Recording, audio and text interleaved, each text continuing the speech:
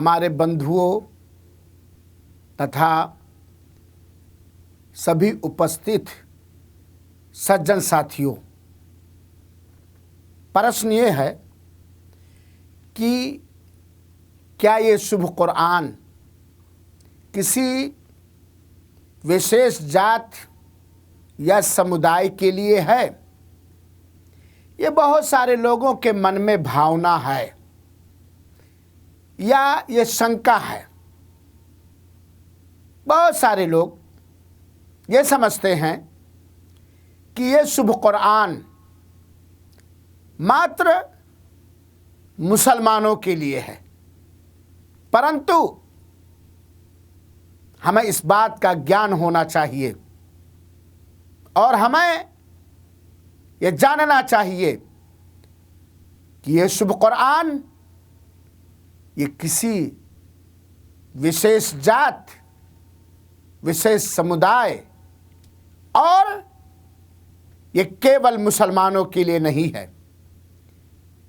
प्रिय मित्रों, आप सबसे अपनी बात पर विश्वास के अनुरोध के साथ बड़े ही साधारण तथा गंभीरता से हम ये स्पष्ट कर देना चाहते हैं कि ये शुभ पवित्र कुरान किसी विशेष देश, किसी विशेष जात, किसी विशेष समाज या किसी विशेष समुदाय के लिए कदापि नहीं है, बल्कि ये पवित्र कुरान, ये शुभ कुरान सभी दानों तथा मानव जात के लिए है। जिसका तर्क समझाने के लिए हम यह दे सकते हैं और एक साधारण व्यक्ति यह जानता है और समझता है और मानता है कि हम सारे मानव तथा दानव जात का उत्पन्न करने वाला, बनाने वाला तथा रचने वाला मात्र एक ही अल्लाह है तथा उसने हम सबों को केवल अपनी ही पूजा के लिए उत्पन्न किया है, पैदा किया है। और यह पवित्र नोबल कुरान सभी के लिए महाप्रलय तक एक अल्लाह की ओर से जीवन विधि है, जीवन विधि है।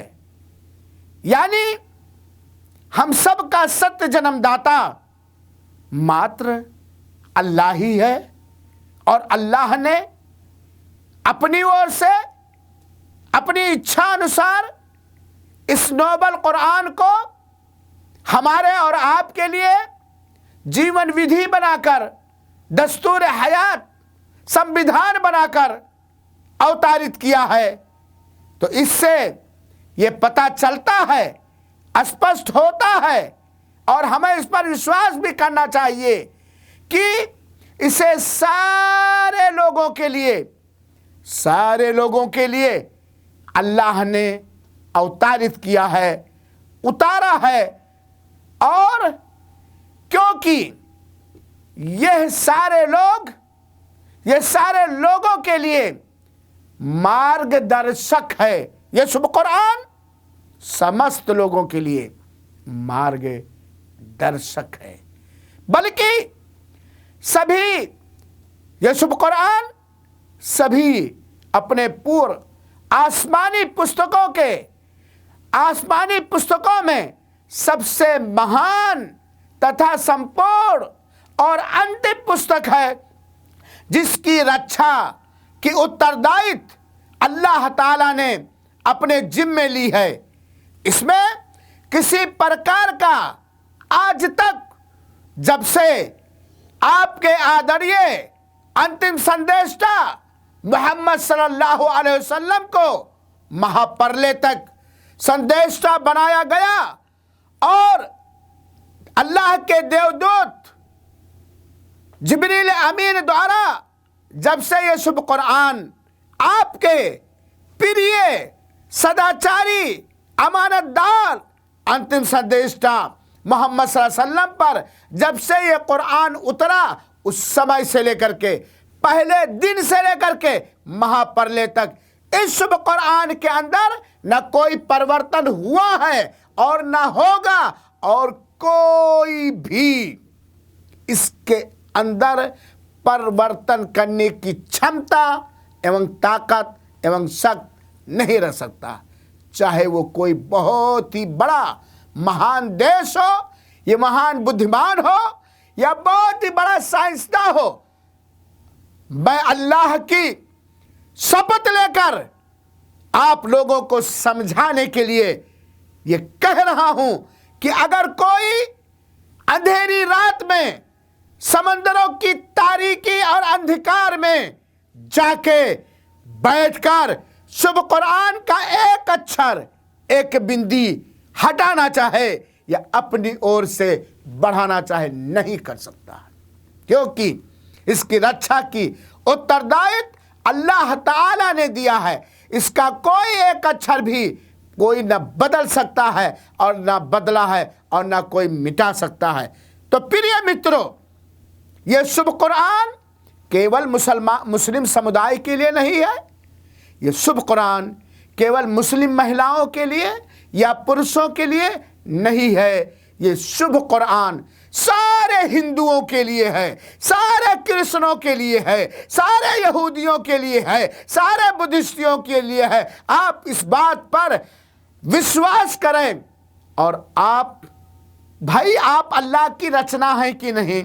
आपको किसने बनाया? आप कहेंगे अल्लाह। और यह शुभ कुरान जीवन विधि है, दस्तूर हयात है, मार्गदर्शक है। तो ये कैसे हो सकता है कि अल्लाह इसको केवल मुसलमान के लिए बना दे? नहीं, ये कुरान आपका कुरान है। हाँ, ये अलग बात है कि शुभ कुरान पर अल्लाह के इच्छा अनुसार विश्वास करने वालों को मुसलमान कहा जाता है, शुभ कुरान को फॉलो करने वालों को मुसलमान कहा जाता है। अपने जीवन की करनी तथा कथनी को शुभ कुरान के अनुरूप करने वालों को मुसलमान कहा जाता है, शुभ कुरान के नकारने वालों को अमुस्लिम कहा जाता है। बस इतना सा अंतर है। अब मैं फिर ये निमंत्रण दे रहा हूँ, ये आह्वान कर रहा हूँ, ये निवेदन कर रहा हूँ, ये अनुरोध कर रहा हूँ कि शुभ कुरान का अनुवाद एक बार ध्यान से अवश्य पढ़ें। अल्लाह ताला हम सब की रक्षा करे और अल्लाह ताला अपने शुभ कुरान की रक्षा करे और इसके द्वारा हमारे दिलों के अंधकार को निकालकर और हमें उज्जवल मार्ग पर चलने का अवसर प्रदान करे। बहुत बहुत बधाई, आप लोगों ने मुझे झेला और इतनी देर सुना। धन्यवाद।